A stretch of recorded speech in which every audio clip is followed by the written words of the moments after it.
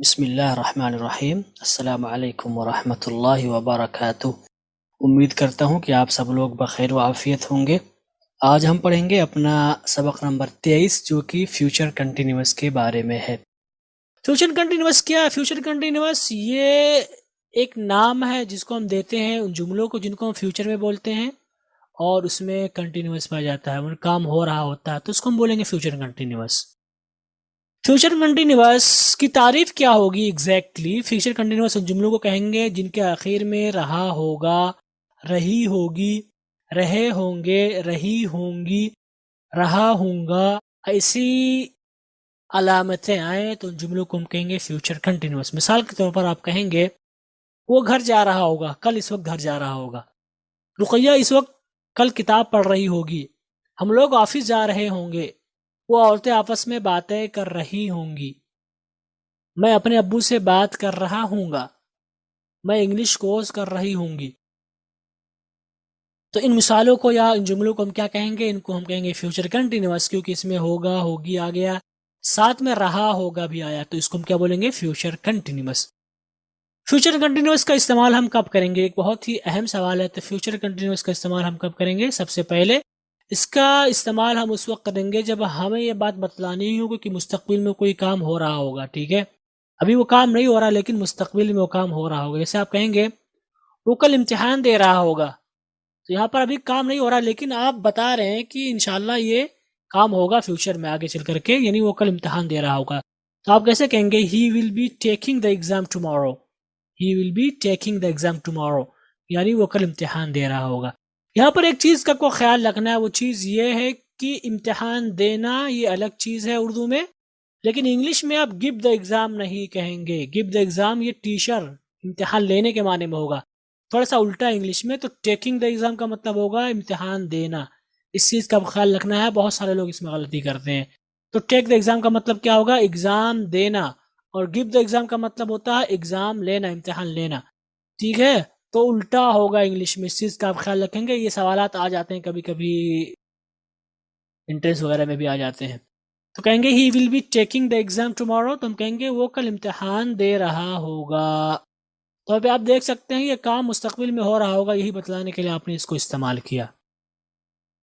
इसका दूसरा इस्तेमाल होता है मुस्तकबिल होने वाले अफ़ाल जिनकी हमने पहले से प्लानिंग कर रखी है। ठीक है, यानी इसकी प्लानिंग हमने कर रखी है। ठीक है, जैसे कि आप कहेंगे कल हम इस वक्त पार्टी में मजे कर रहे होंगे। ठीक है, तो आपकी प्लानिंग थी कि कल पार्टी है इंशाल्लाह और कल हम मजा करेंगे। ठीक है, तो इस जुमले को आप कैसे कहेंगे? आप बताना चाहेंगे कि कल इस वक्त हम क्या कर रहे होंगे। आप कहेंगे कल इस वक्त हम पार्टी कर रहे होंगे, पार्टी में मजे कर रहे होंगे। तो आप कैसे कहेंगे? आप कहेंगे we will be enjoying at party at this time tomorrow. इसका क्या मतलब होगा कि कल इस वक्त हम पार्टी में मजे कर रहे होंगे। तो फ्यूचर कंटिन्यूअस का यही दो इस्तेमाल है। अब हम बात करेंगे फ्यूचर कंटिन्यूअस का हेल्पिंग वर्ब। इसका हेल्पिंग वर्ब है विल बी या शैल बी। तो विल बी यही ज्यादा इस्तेमाल है, शैल बी के बारे में मैं आपको तफसील से बता चुका हूँ, इसकी कहानी खत्म हो गई। लेकिन फिर भी अगर कहीं आपको मिल जाए शैल बी, तो इसका मतलब क्या समझेंगे? इसका मतलब समझेंगे कि अगर ये आई और वी के अलावा के साथ इस्तेमाल हुआ है तो इसका मतलब होगा कि जुमले में ताकीद पैदा करने के लिए इस्तेमाल किया गया है। इसमें हम वर्ब के आईएनजी फॉर्म का इस्तेमाल करते हैं। तो कंटिन्यूअस के जितने भी हो गए सब में हम आईएनजी फॉर्म का इस्तेमाल करते हैं। अब फ्यूचर कंटिन्यूअस की कितनी किस्में हैं? फ्यूचर कंटिन्यूअस की 4 किस्में: अफर्मेटिव, नेगेटिव, इंट्रोगेटिव और इंट्रोगेटिव नेगेटिव। और ये जो किस्में हैं ये मानी के एतबार से हैं या स्ट्रक्चर के एतबार से हैं। अगर हम फ्यूचर कंटिन्यूअस अफर्मेटिव की बात करें तो उसकी तारीफ क्या होगी? वो जुमले जिनमें रहा होगा, रही होगी वगैरह आए और साथ में उसमें ना तो नफी हो ना ही सवाल किया गया हो। जैसे आप कहेंगे मेरा भाई कल इस वक्त क्या पढ़ रहा होगा। आप कहेंगे मेरी बहन कल इस वक्त खाना पका रही होगी।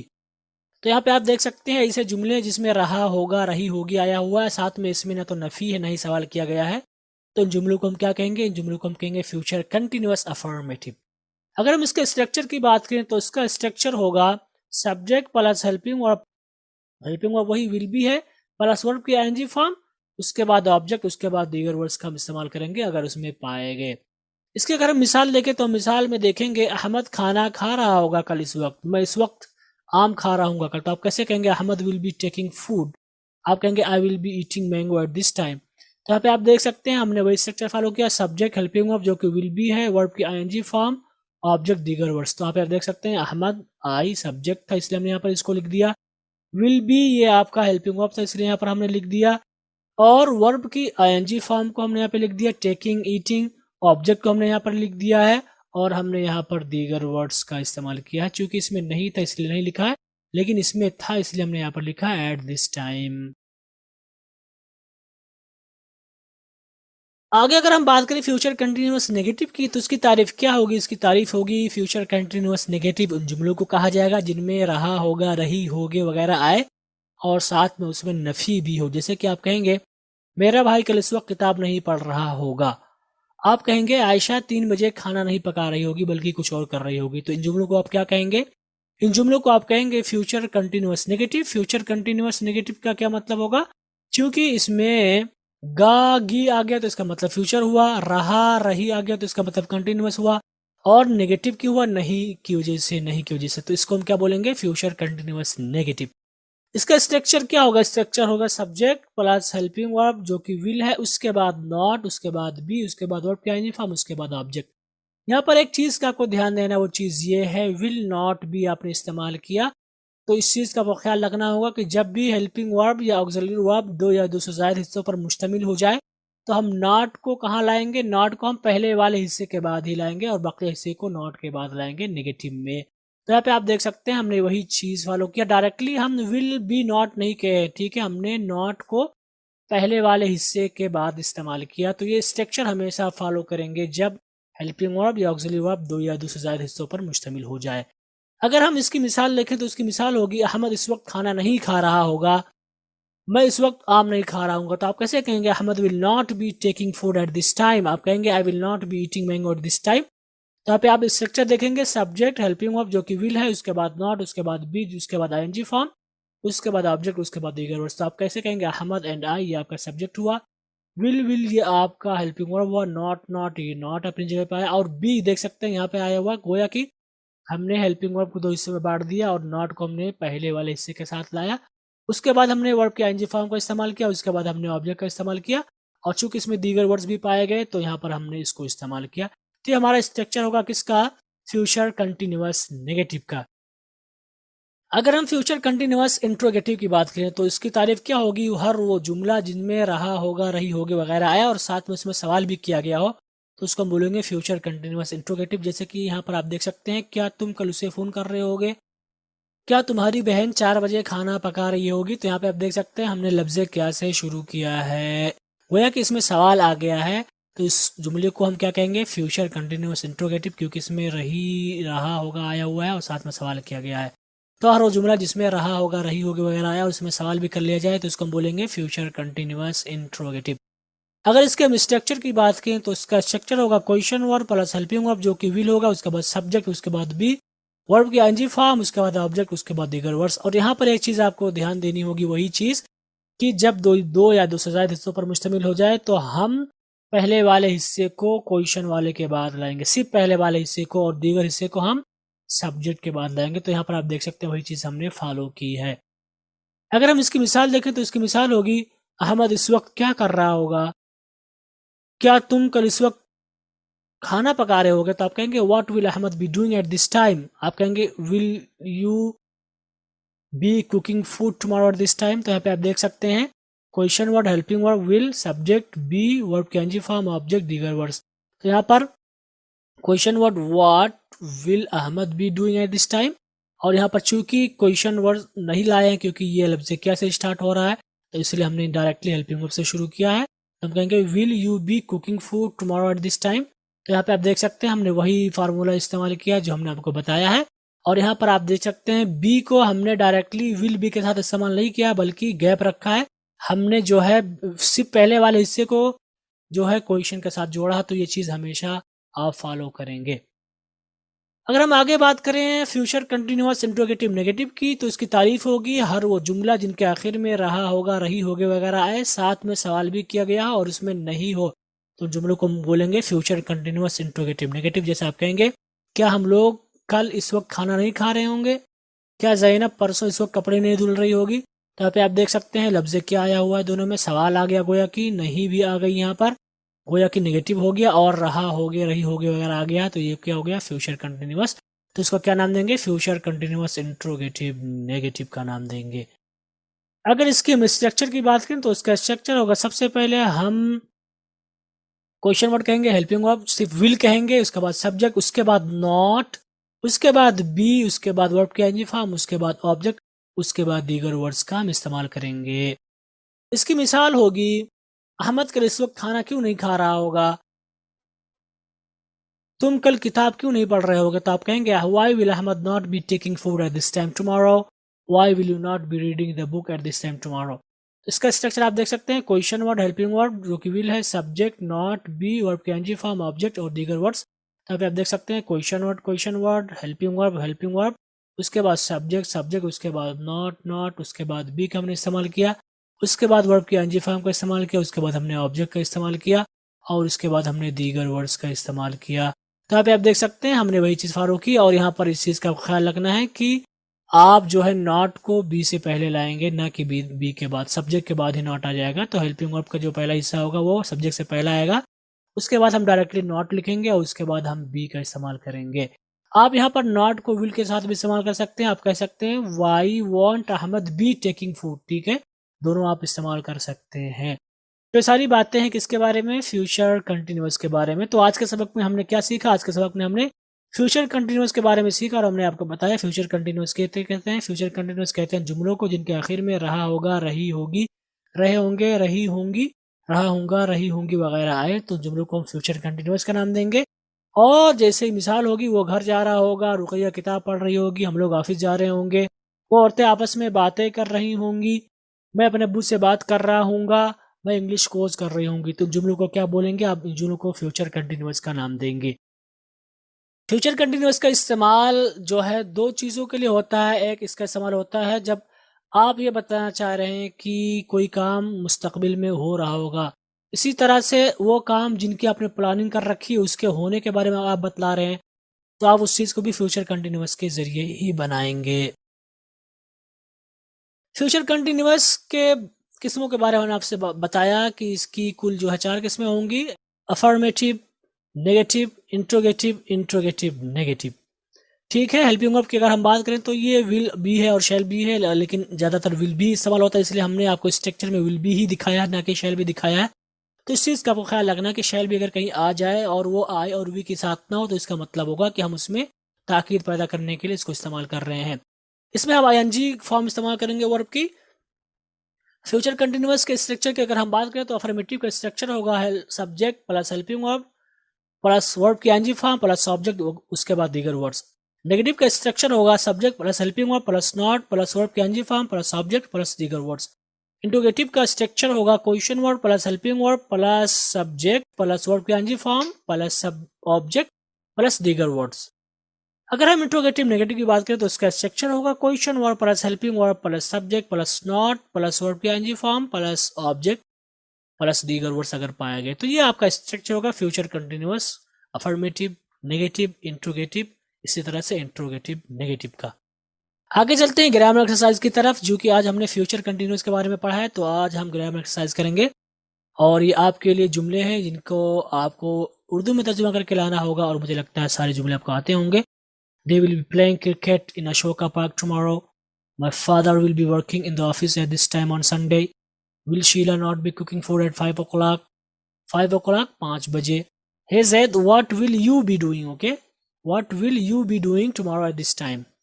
Hey Ruxana, will we not be writing essay at night? Tomorrow, यहाँ पे ऐड कर सकते हैं. My grandfather will be offering salad at this time in the morning. Zoya will be sleeping at this time. We will be going to Mecca by bus tomorrow. My elder brother will be driving car. The boss will be coming at this time. Okay?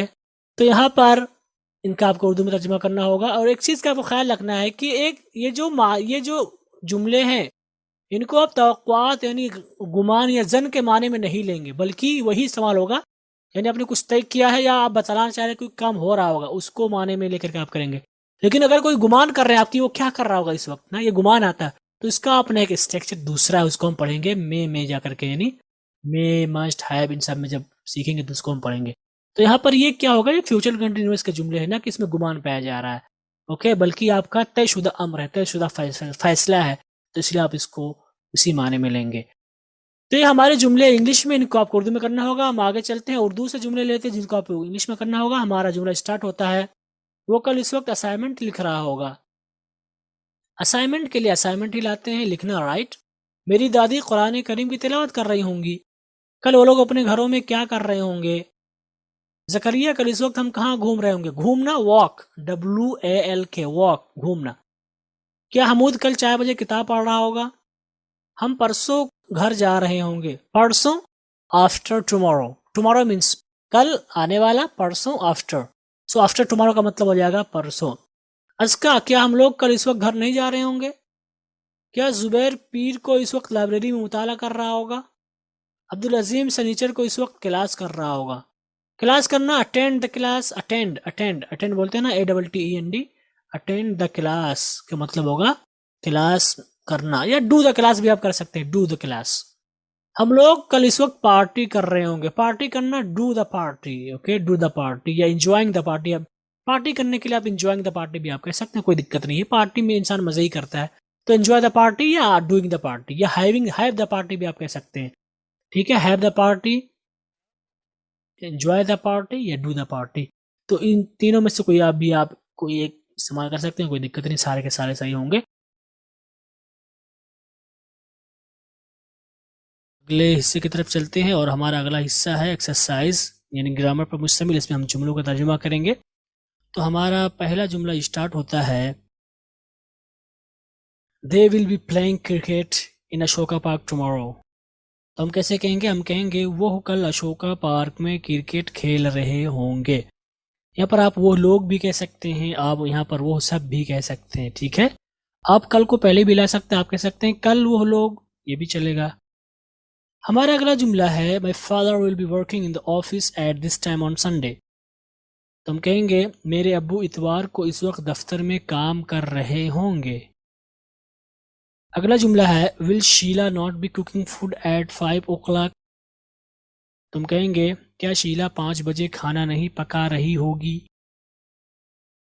हमारा अगला जुमला है, hey Zaid, what will you be doing tomorrow at this time. तो हम कहेंगे जैद, अरे जैद, या आप सिर्फ जैद भी कह सकते हैं, जैद या अरे जैद, तुम कल इस वक्त क्या कर रहे होगे, क्या प्लानिंग है तुम्हारी। हमारा अगला जुमला है, hey Rukhsana, will we not be writing essay at night. तुम कहेंगे रुखसाना, क्या हम सब रात को मजमून नहीं लिख रहे होंगे। ओके, ऐसे का मतलब मजमून लिखना, आप मकाला भी कर सकते हैं, क्योंकि मकाले में भी मजमून ही लिखते हैं आप। तो आप मजमून भी कर सकते हैं, मकाला भी कर सकते हैं। तो आप कहेंगे रुखसाना या हे रुखसाना, क्या हम सब रात को मजमून नहीं लिख रहे होंगे, या हम लोग रात को मजमून नहीं लिख रहे होंगे, या हम सिर्फ कह सकते हैं आप सब और लोग के बजाय, रुखसाना क्या हम रात को मजमून नहीं लिख रहे होंगे। हमारा अगला जुमला है, my grandfather will be offering सलात at this time in the morning. तो हम कहेंगे मेरे दादा सुबह इस वक्त नमाज पढ़ रहे होंगे। आप यहाँ पर सुबह इस वक्त को पहले ला सकते हैं, आप कह सकते हैं सुबह इस वक्त मेरे दादा नमाज पढ़ रहे होंगे। हमारा अगला जुमला है, Zoya will be sleeping at this time tomorrow. यहाँ पे महजूब मान सकते हैं कुछ भी। Zoya will be sleeping at this time, हम कहेंगे जोया इस वक्त सो रही होगी। अगला जुमला है, we will be going to Mecca by bus tomorrow. हम कहेंगे हम कल बस से मक्का जा रहे होंगे। आप कल को पहले ला सकते हैं, कल हम बस से मक्का जा रहे होंगे। हमारा अगला जुमला है, my elder brother will be driving car. तो हम कहेंगे मेरे बड़े भाई गाड़ी चला रहे होंगे, या मेरा बड़ा भाई गाड़ी चला रहा होगा भी आप कर सकते हैं। हमारा अगला जुमला है, the boss will be coming at this time. तो हम कहेंगे इस वक्त बॉस आ रहा होगा, या बॉस इस वक्त आ रहा होगा। आप इस वक्त को पहले भी ला सकते हैं और बाद में भी ला सकते हैं। तो आप कह सकते हैं बॉस इस वक्त आ रहा होगा, या इस वक्त बॉस आ रहा होगा। तो ये हमारे इंग्लिश से उर्दू के जुमले थे। अब हम आगे चलते हैं और उर्दू से इंग्लिश का तर्जुमा करते हैं, जिसमें से सबसे पहला हमारा जुमला है, वो कल इस वक्त असाइनमेंट लिख रहा होगा। तो हम कहेंगे he will be writing the assignment eight this time tomorrow. मेरी दादी कुरान की तिलावत कर रही होंगी। तो हम कहेंगे my grandmother will be reciting the whole Quran. अगला जुमला है कल वो लोग अपने घरों में क्या कर रहे होंगे। तुम कहेंगे what will they be doing in their homes tomorrow. अगला जुमला है जकरिया कल इस वक्त हम कहाँ घूम रहे होंगे। तुम कहेंगे Zakariya where will we be walking at this time tomorrow. अगला जुमला है क्या हमूद कल 4 बजे किताब पढ़ रहा होगा। तो हम कहेंगे will Hamood be reading book at 4 o'clock tomorrow. तो 4 o'clock 4 बजे, आप यहाँ पर 4 के जगह पर कुछ और ला दें, 5 o'clock कर दें तो 5 बजे हो जाएगा। तो अगर आप बताना चाहते हैं 5 बजे 6 बजे तो आप यहाँ पर ये पैटर्न ले सकते हैं। o'clock के साथ आप यहाँ पर o'clock रहेगा और आप साथ में जो है नंबर चेंज करते रहेंगे। 5 o'clock 5 बजे, 6 o'clock 6 बजे, 7 o'clock 7 बजे। तो इस तरह से आप चेंज कर सकते हैं इनको। हमारा अगला जुमला है हम परसों घर जा रहे होंगे। तो हम कहेंगे we will be going home after tomorrow. अगला जुमला है अज़का क्या हम लोग कल इस वक्त घर नहीं जा रहे होंगे। तो हम कहेंगे Azka will not be going home at this time tomorrow. तो यहाँ पर वांट हमने कर दिया, एक साथ जोड़ दिया, इसलिए won't we be going home at this time tomorrow. अगर आप अलग अलग पढ़ते हैं तो आप कहेंगे will we not be, okay, be को आप बाद में लाएंगे, going home at this time tomorrow. हमारा अगला जुमला है क्या जुबैर पीर को इस वक्त लाइब्रेरी में मुताला कर रहा होगा। तो हम कहेंगे will Zubair be studying in the library at this time on Monday. हमारा अगला जुमला है अब्दुल अजीम सनीचर को इस वक्त क्लास कर रहा होगा। तो हम कहेंगे Abdul Azeem will be doing class on Saturday at this time. आप सैटरडे एट दिस टाइम को पहले ला सकते हैं, आप कह सकते हैं Saturday at this time Abdul Azeem will be doing class. अगला जुमला है हम लोग कल इस वक्त पार्टी कर रहे होंगे। तो इसको हम कहेंगे we will be having party या doing party at this time tomorrow. हम लोग कल इस वक्त पार्टी कर रहे होंगे। तो ये हमारे जुमले थे, हमारा होमवर्क था। उम्मीद करता हूँ कि आप लोग ऐसे ही किए होंगे। हो सकता है अल्फाज आपने दूसरा इस्तेमाल किए हों, लेकिन इनका स्ट्रक्चर यही रहेगा और इनके मानी नहीं बदलनी चाहिए। इस तरह से हमारा आज का भी सबक खत्म हुआ और उम्मीद करता हूँ कि ज़रूर फ़ायदा होगा इंशाल्लाह। अल्लाह रब्बुल आलमीन इस कोर्स को हमारे हक़ में मुफीद बनाए और